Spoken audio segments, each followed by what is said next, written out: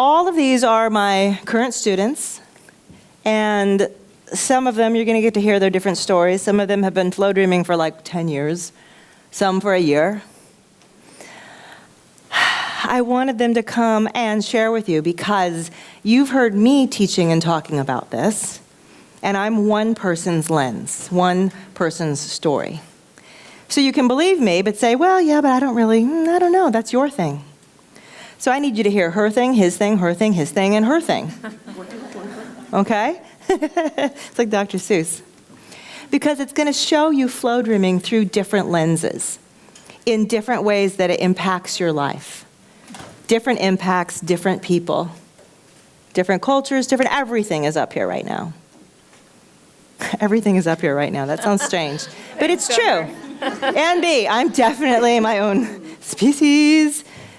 But you're going to hear from a cancer survivor, from an immigrant. I mean, it's just like you guys could label yourself anything you want. I don't care. However you want to describe yourself and whatever journey Flowdreaming has taken you on, however it's gone into your life.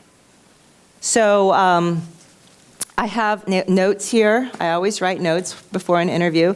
I rarely refer to them. So we're flying by the seat of our pants. Why don't you start, Gretchen? Introduce yourself, tell them who you are, whatever they think that you should know. Hi, I'm Gretchen, and I'm from Alaska. I work as a realtor, and also I'm a caretaker right now. My husband has stage 4 cancer. Hello, my name is Tim, with 2 M's. I was born on the East Coast and moved here about a year ago, right when me school started, actually. I currently work in post-production, and I've always had a spiritual side to me, so I've always been looking for different things and trying different things, and I've stuck with this one the most and gotten the most from it. Mm-hmm. Hi, I'm Tasha. I'm originally from the East Coast as well, New Jersey. My Jersey girl, Delaware girl out there. Hi, guys. And we have an East Coaster. And everybody else who's from the East Coast, but anywho. I'm living with my husband in Vancouver. He's a visual effects artist, but I personally was in the nursing field for about 10 years. I switched over to personal training, and I'm getting involved in coaching. I started Flowdreaming about 3 years ago, and I think that it has helped me in every aspect of my life. Mm-hmm. Where do I start? Okay. We'll get back to you, Yogi, so you can keep this one brief. My name is Yogesh. I'm a third-generation Indian born in Africa. I've been in the US for 10 years, 12 actually, 11, 12. I identify myself as a Brit Indian still, so that's something going on there. I trained as a medicinal chemist. I came to the US, was brought here for work, and I just stayed back. I got off the boat, and my husband found me, and we've been together for 12 years. Mm-hmm. And we have an amazing dog. A Labrador. Okay, we'll come back. I've done my own. I came up. Hello, is this on? Hi, I'm Jeannie, and I am from Massachusetts. And I found Summer back in the Hay House radio days, at a time when my life didn't seem like there was anything that could go right with my life. I was diagnosed with leukemia in 2000. I lost my mom 4 months after that, and then my dad passed away, and then finally my marriage failed. So Summer came along, and I don't think there's an aspect of my life that Flowdreaming didn't touch. So it's a powerful tool, and it's still kicking. Yeah. Okay, we just scratched the surface. Brave souls for being up here, first of all.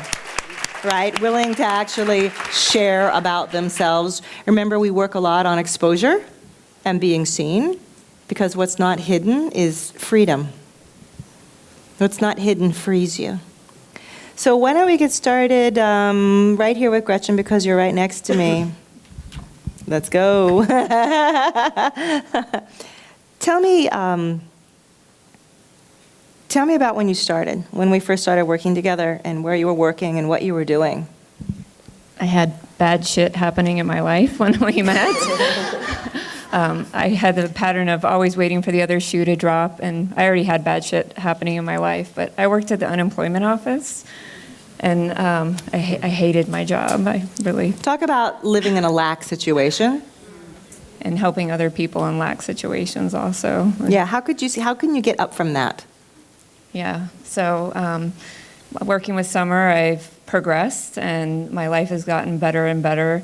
2 years ago, I got my real estate license, and it was not something I was ever going to choose for myself. It just happened.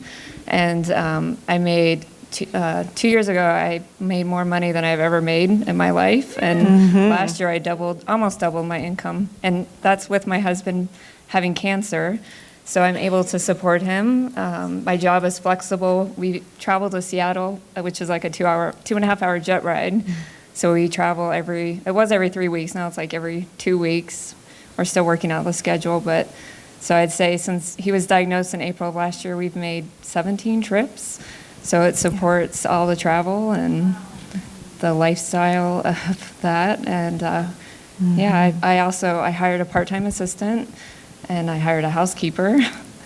Finally. Finally, yeah. Gretchen, do you have to do everything for everyone? At least get your bathtubs clean. Right. Yeah, so, I definitely have gotten the work and the money piece in alignment, and now it's freed me up to work on deeper issues and things, so, Yeah. I'm so grateful to Summer.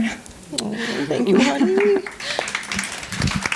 I want to point out, if you're caretaking a stage 4 partner and you're doubling your income that same year and you're interrupting your schedule every 2 weeks for chemo and then caretaking after that, that's something that you think, how is that possible?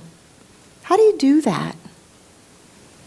So, you have to have lifelines for that, right? You have to have systems, tools, things in place. And that inner strength in you, that's the biggest tool you can have in place. Or you're in overwhelm, and you can't do it, and you sink under. All of us have sunk under from much smaller things than what she's doing right now. And the other thing is, she needs this money right now. She needs it. And one of the ideas behind Flow is you get what you need when you need it.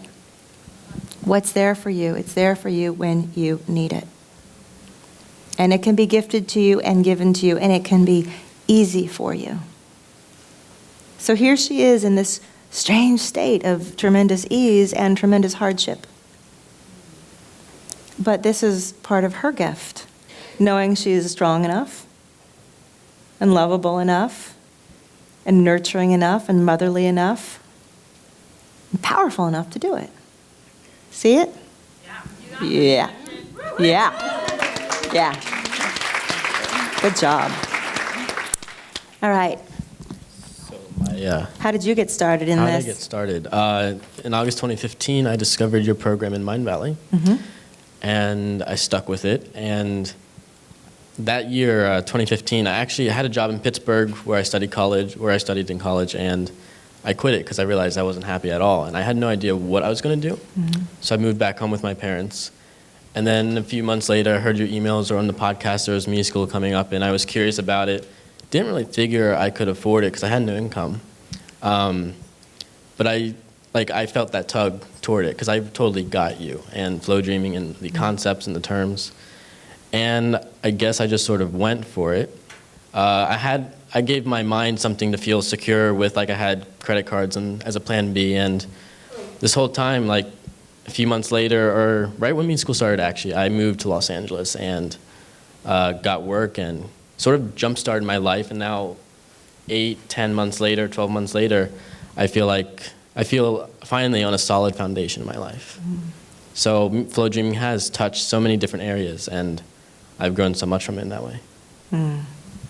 So something that you were thinking might have taken you 3 or 4 years to reach, you reduced the speed, or you increased the speed? Actually, I didn't even know if I could reach it, I guess. Yeah. Yeah, some things I didn't know I could reach, or if I would reach them within a year. Yeah. That's another thing I talk a lot about. Everybody can reach their personal growth. You'll all get there. But it's a question of how quickly do you want to get there? And, with me, I realized I need to get there faster. I can't dick around anymore. I can't play this out slowly in bits and pieces, cheaply, on the side, just piecemealed in. I can't afford that. I don't have time for that. I don't know if my body has time for that. I assume it does, but I don't know. And so flow for me is a way to accelerate where I'm going. And if you're accelerating, getting to that place in your life, how old are you? 25. 25. I mean, imagine if you had done that at 25. If you were able to get to that place of clarity and start impregnating your brain with that. Would your life be different now? How would it look? How would it feel? Yeah. So he just sped things up.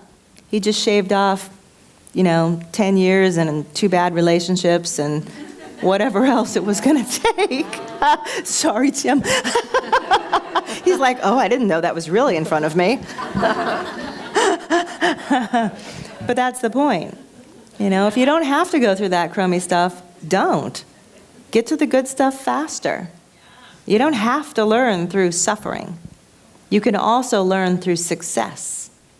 That's a wake up for many of us. I can learn through success because it feels different and you're challenged by it. Can I hold success? Can I keep success? Oh my God, new demands are made on me with success. Suffering, challenges, you already know what those are. You've done those a billion times. When are you going to shift? I want to learn through success, and I will from here forward. Thank you, Tim. Tasha. Oh, good. Goodness, where do I begin? I am the oldest of 2 daughters. I came from a somewhat dysfunctional family where I was the adult for everybody. I was the caretaker. At one point, we were somewhat homeless because of some things that were done in my family that were not in my control. I went through just working hard. At one point, I'd had 2 jobs, 3 jobs. It just seemed like I was always in scarcity. The only thing that I ever had was my relationships, and especially my relationship with my husband. Me and my husband were high school sweethearts, and we're married to this day. I found myself, even after being married, in a place where I didn't know who I was because I had taken on this adult role at such an early age and carried it out. I was living my life through other people's lives. And I really never had a chance as a child to explore and to be creative and to be free and to kind of be innocent. So I got to this point where everything was okay in my life, and I didn't even know what to do with it. I didn't know how to live my life. I didn't know how to enjoy it because I was always under this pressure of taking care of everybody else. And I didn't know how to take care of myself properly. No matter how much exercise I did, or how much makeup I put on my face, or how much I do my hair, or make myself look presentable on the outside, there was always something missing on the inside, and it was me. I didn't know who I was. So it was about in 2015, we were living in Montreal. I couldn't work because the language barrier. There you have to speak French fluently to get any job. So I was always in the house, really isolated, socially, emotionally at this time because it was at a breaking point. I became very depressed. And I don't even know how I came across Mind Valley. I couldn't tell you to this day. But I sat in for the free webinar, and I bought the whole system. Because Flowdreaming, at this point in my life, I'd always been very spiritual, but I was dead in every aspect of my life, and I felt like I was just dying very slowly. When I came to find Flowdreaming, it just revived that spiritual part of me. It allowed me to reconnect my spirit to my soul, to give me that jump, to give me that shock to my spiritual heart that I needed to revive myself. When there was an opening for Me School, I immediately joined it. I knew nothing about it. All I knew was that I was listening to the podcast, and this woman, every day without her knowing it, was changing my life, was bringing me back to the person that I originally was, that I never knew. So every day that I would listen and every day that I would apply what she was saying in the Flowdreaming, I was a reintroduction to myself. I joined Me School. I was still a bit of a mess in the beginning, but I was hungry because I had nothing else at that point. Even though I had everything on the outside, when you don't have that inward passion, that inward drive, and that inward zest for living, all the material things mean nothing, absolutely nothing, because you don't have yourself. So throughout the course of the year, for me, it was finding myself, finally coming to who Tasha was, knowing her, accepting her, becoming intimate with her. And over the year, I've just completely changed. When I look at myself in the mirror, I love who I am. I could look myself in the eyes. Before, I couldn't even do that because I didn't like what I was looking at, because I saw on the inside of me. I wouldn't even hug people because I was afraid that whatever was in me was going to transfer off onto them. And I did not want that, because what was in me was not me. And I definitely would never want to share that with anybody. But I can hug people, I can smile, I can talk with them, I can share with them my story. And I just live a life that's worth living. I have a zeal for life, I have a passion for life, I have a love for life that I never had before. And I mean, that means more to me than anything else. You know, I've had some very good material things come my way. I've had some major up-levelings.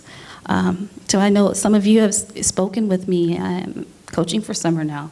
That was not even my intention.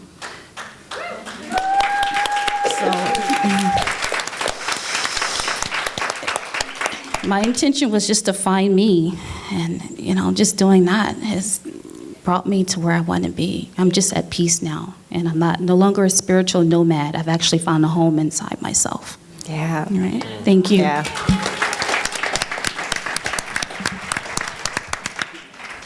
That is beautiful. Just beautiful. You can see why she's a coach now. She didn't expect it. We just saw it in her. We saw it. If you can hold your questions, yeah. So much of what you said just, strikes me. I don't know where to start, actually. I kept thinking of great things, and then you'd say something else, and I forgot that thing. And I was like, oh, and that too? I don't even know the extent of these changes in some cases, till I actually hear you say it, hear you all say it. And then it just reinforces for me again, like this beautiful feedback loop. Wow, that's right. Oh, that's right. That's right. I like that about not being a spiritual nomad anymore. Like, perfect ending. That's all. I guess I'm speechless. Yogi.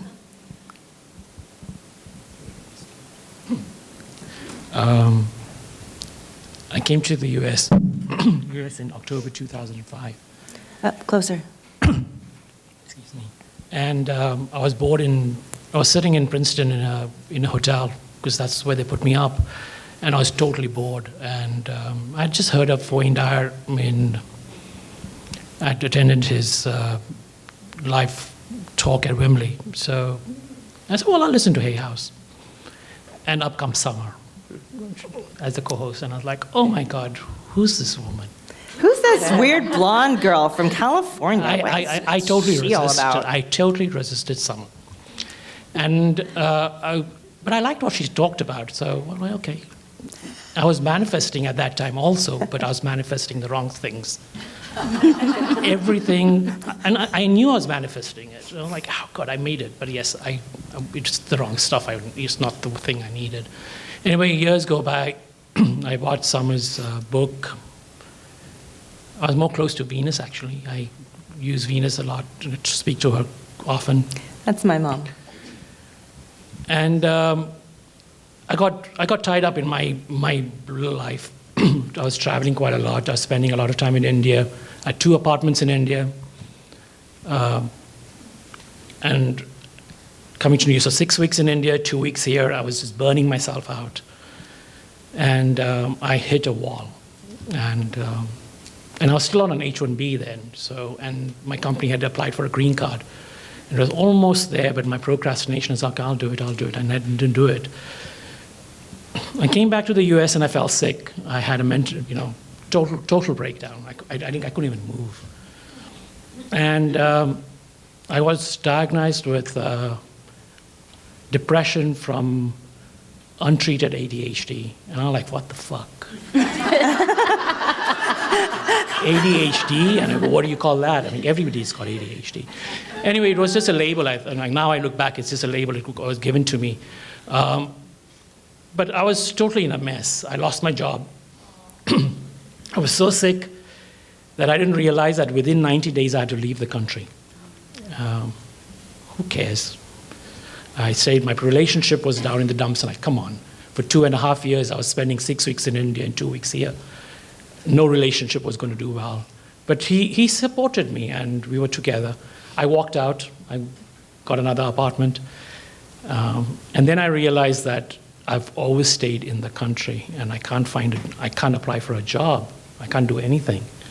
And then I started researching, and then I found out if I leave the country, then I can't come back now. So I've got a 10-year relationship here. And if I go back to the UK, I mean, come on, I'm not desperate to live here, like that kind of attitude. I could go back home to the UK, but that I had invested in a relationship for 10 years. I was going to drop everything if I went away. So I decided to stay. I didn't know what to do. And all the spam emails someone was sending me was... They used to come into my inbox, and I'm like, they used to come into my inbox, and I was like, I can't afford it. I can't afford it. I can't do this. I can't do this. And so because I couldn't work and all that, I became a dog walker. And I wasn't even dog walking for myself. I was dog walking for somebody else. So I was getting $7.50.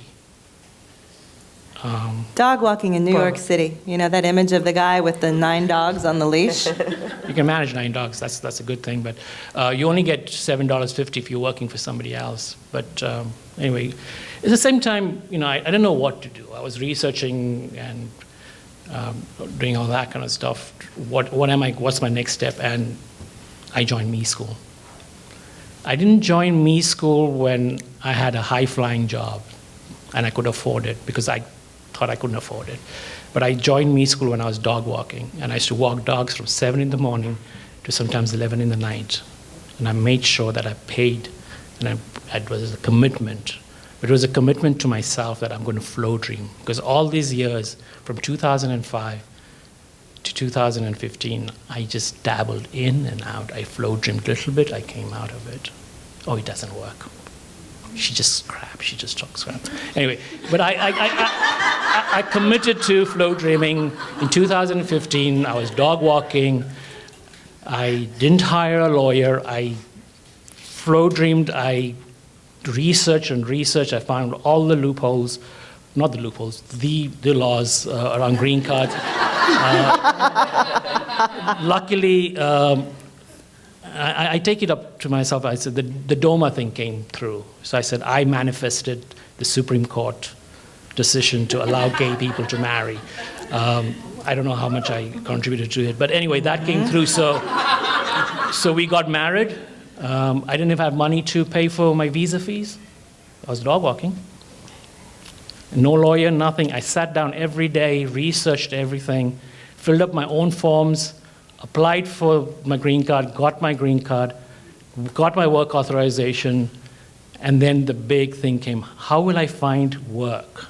I've been out of work for a year. I was sick. I was fired out of a job. How can I go back into the same thing? Someone talked me through. There's one of the podcasts I actually called in. I used to call the podcast quite a lot those days. I got a job. I had big things. I didn't want to travel because travel messed me up. I didn't want to go across George Washington Bridge into New Jersey and work there because I used to do 50 miles one way, 50 miles, I used to do 100 miles a day when I had a job. I thought, none of that, I don't want it. And someone was like, then ask Flo to give you the right job. So I got a job, 50% increase, better title, and I work from home. Yeah. Ooh, the trifecta.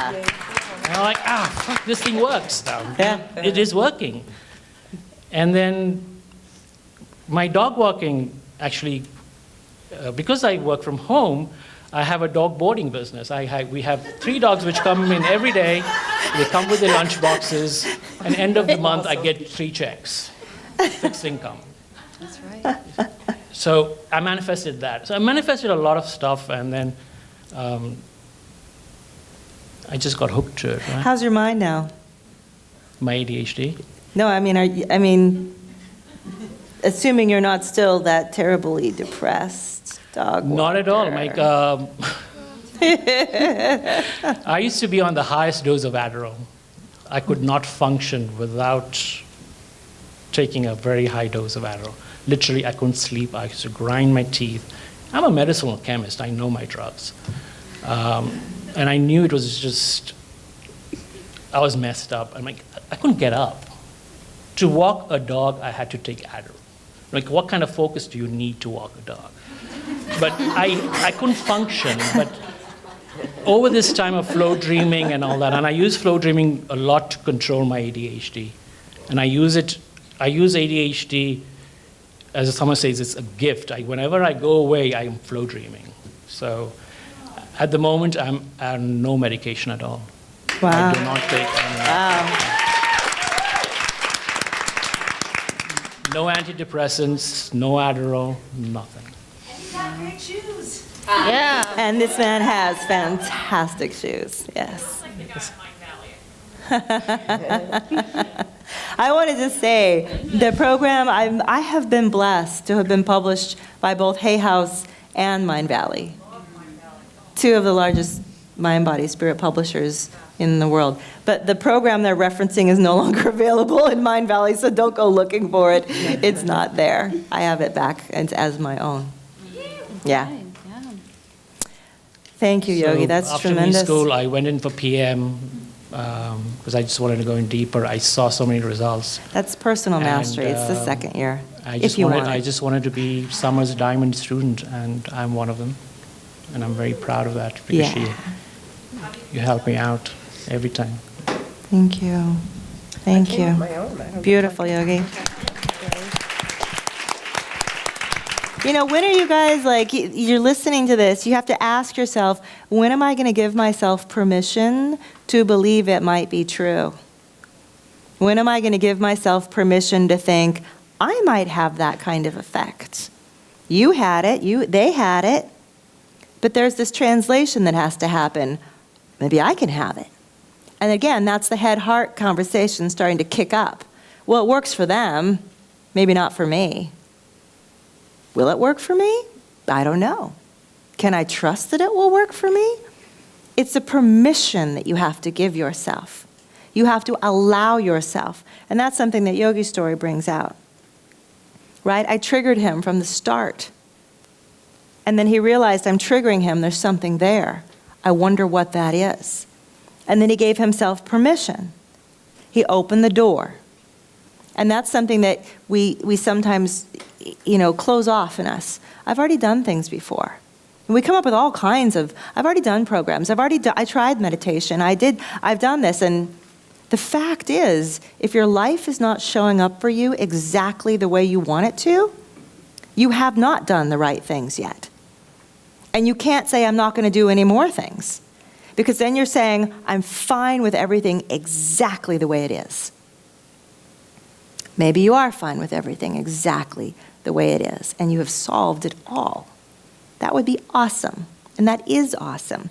But the thing is, you're continuing to live and grow, and you have a ton of more experiences coming your way, heading down the road. That busy freeway at night, and all the white lights are coming in this direction, and you see all the red lights ahead of you. Here in California, there's like 7 lanes of solid red lights, solid 7 lanes of white lights coming this way. I look at that, and to me it looks like the flow of blood, the flow of life. And I see all of those things coming my way. Those are future experiences, not the not the literal cars, but that's the truckloads of stuff coming my way. I really, really want to be on top of that. I really want to give myself permission to believe I have say in that. I have say-so in this. I have co-creative say-so in this. I give myself permission to believe that, and then I give myself permission to act on that. And then I start looking at the different results. Come along. Jeannie, oh. Sure. The bottom line of what happened to me is I lost everything. I lost my pride. I lost money. I was on the road, and I was illegal here. And what Flowdreaming gave back to me, and what Summer gave back to me, is my pride. I got my job back. I have enough money. I can buy whatever I want, including my shoes.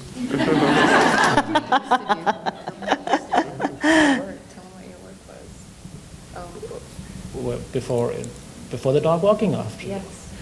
So I'm a medicinal chemist.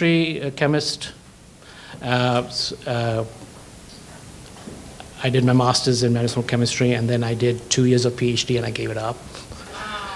There are people out there, and that was the ADHD way, because that's why I couldn't do it. I'm very good at drawing stuff and coming up with all this. It's like flow dreaming. It just, and there are people out there who've done PhDs on my molecules. And then I worked in labs and all that, but I actually I specialize in 3D stimulation of proteins and DNAs, and my job is involved with on a day-to-day basis with cancer research and all those kind of research. I specialize in 3D software, stimulation software, so that's where I come from. Smart guy. Okay, hi. God, I don't know where to begin. I found Summer, as I said, back in the Hay House radio days, and flow dreaming resonated with me. By then, I had been diagnosed with leukemia. I was given 3 to 5 years to live in 2000, so I'm still here. Beat that. Yeah. Thank you. 4 months after my diagnosis, my mom passed away, and she was like my best friend, so that was a challenge. And then my dad passed away, and then, my marriage really just didn't have a chance after that. And I found Summer, and so flow dreaming just was a ticket into that alignment with well-being, and it resonated with me because my mom had talked to me in very similar ways. She was kind of, that way, and so it kind of it resonated quite a bit. So I had a private session with Summer in like 2009. I had broken up with a long-distance relationship. And I was kind of upset about it, obviously. But I was like, I need to either, I didn't feel like it was over with this man, but I need to be okay with myself. So I had a session with Summer, just when you were doing them off on your website, private session. So at this time, I was a divorced mother of 2 young kids with leukemia and on disability. And I was like, I need to speak with this woman like one-on-one because I needed this. So we talked about 2 things, my health, which, was improving at the time, and my relationship. Well, I'm going to make a long story short. I'm married to the beautiful man that had broken up with me, or I broke up with him. It depends on who you listen to. It's all, stand up, no. It's all, he would hate that, don't. But it's all because of just getting in alignment with what was meant to be. It's like I knew it wasn't over with him. Summer kind of felt it wasn't over with him. And it was just letting go of that outcome and realizing, what is it I want to feel? I want to feel loved and secure and happy, and whether it's with him or with someone else. And so I just put it out there that, bring me the right relationship for me, and we found our way back to each other. So that's just one way that flow touched me. My health, my career. I started in the Diamonds before me school, and so I was doing the Diamond program with you, whatever year that was, I don't know. I told you I had experimented with a lot of different types of programs. It must have been 2013 because I had just written my book, and I was still keeping myself very small. And summer, I still use this. I now coach for summer as well. Very honored to Yes. work with the best. And but when I was, still sort of like feeling my way around, I still use this with clients to this day. It's like, so you're afraid, so what? Do it anyway. Yeah. So I started, putting myself out in these holistic expos and presenting here and presenting there, and before you know it, it's like, who are you? Like, Flowdreaming has changed my life in so many positive ways, and it's right there for you. Like, you can do it too. So it's awesome. I don't know what else to say. There's not an area in your life that Flowdreaming can't touch, because the process is the process. Apply it to whatever you want to apply it to, and it's amazing. Thank you, Jeannie. Told you I wouldn't get through these questions.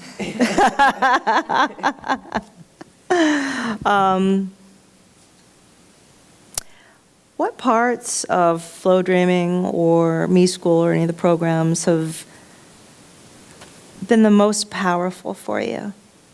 Led to the biggest breakthroughs, the most discovery, and importantly, the most actual change? Not just things you know now, but things you are now. Tim. Okay, so I guess the most powerful parts were around healing and everything, because I didn't go into Me School intending what I got out, and what I actually got out of it was sort of discovering my heart. So it's convenient that you opened on that today. Yeah, thank you. I used to be very frustrated and angry and annoyed and pissed off and logical and like this way or no way or all that stuff, and I always sensed there had to be a better way. I had no idea how to get to it, and I spent years at that point, like meditating Buddhism, trying to get to it. But I think you said it was like a spiritual shock to the heart. Like I guess that's what I got out of Me School. Actually, is like my spiritual heart was resuscitated or whatever. Yeah. Yeah. That was the most profound part of this experience for me. Yeah. Yeah. Beautiful.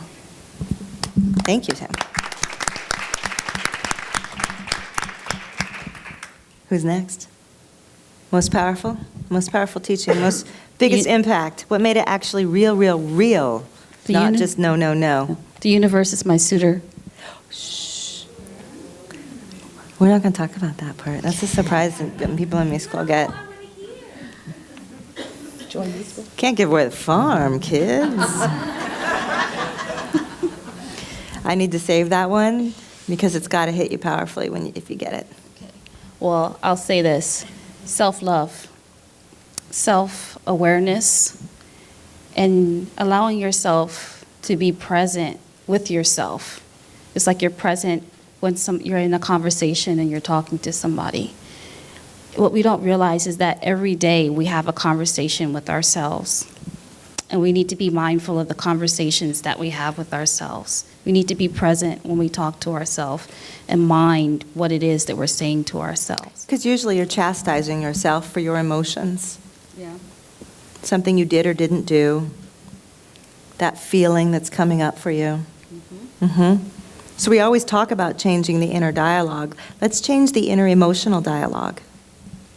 Because what you are is what you create. What you are is what you create. Most people have that so backwards. They just want to keep creating more things outside them.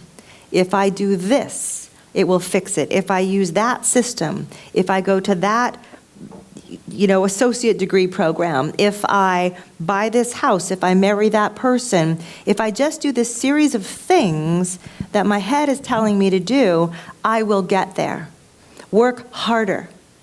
Work more. Put more down. Put more in. But that's illogical. What ends up happening is you're just trying stuff over and over, and you're looking at the wreckage behind you of all these things that you're trying to do to reach the goal, and you're saying at the end of the day, I'm still not reaching the goal.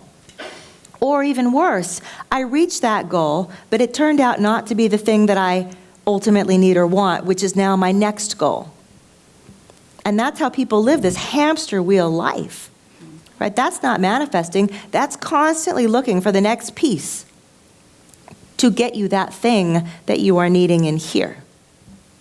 And that's what I mean by giving yourself permission to say, you know what? Maybe that thing is not out there.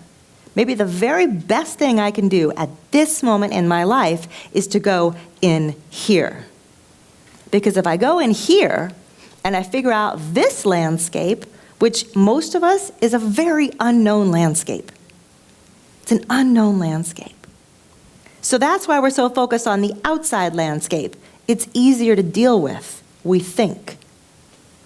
But we end up in repetition, and we end up in frustration, we end up in anger, we end up in overwhelm, burnout.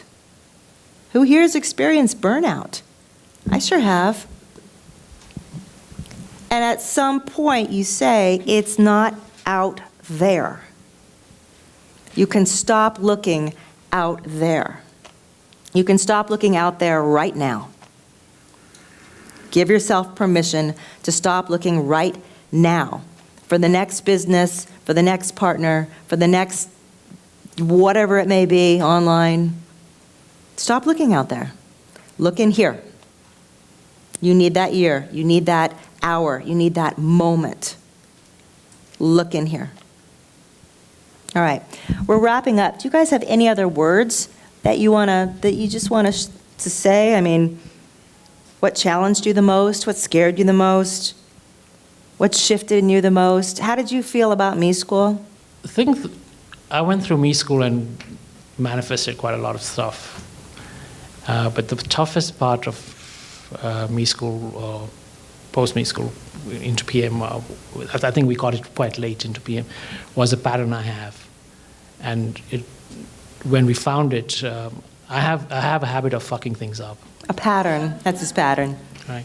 So could be a relationship. The fuck up pattern. Could be a relationship, could be my job. So I'll manifest a great job and then just keep on dropping the ball.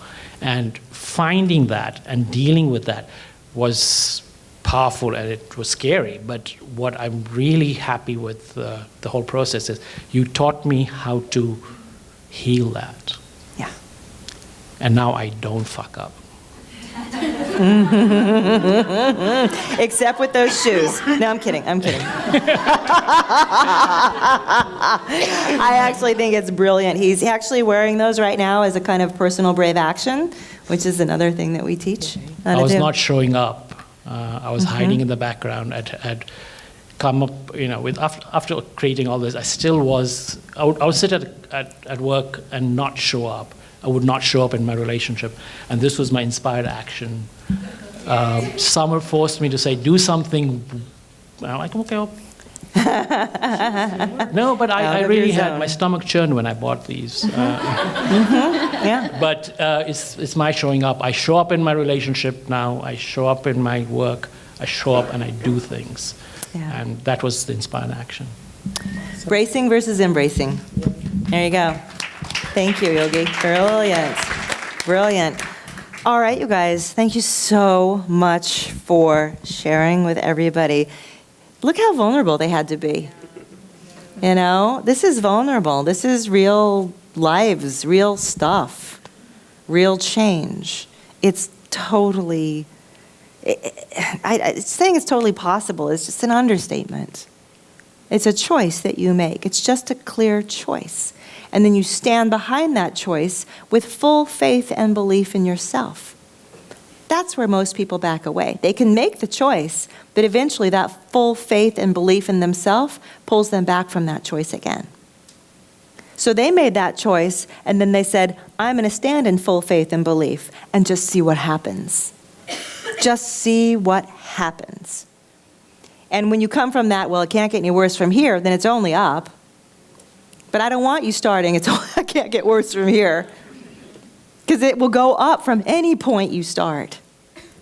All right? Thank you guys so much. Love it. All right.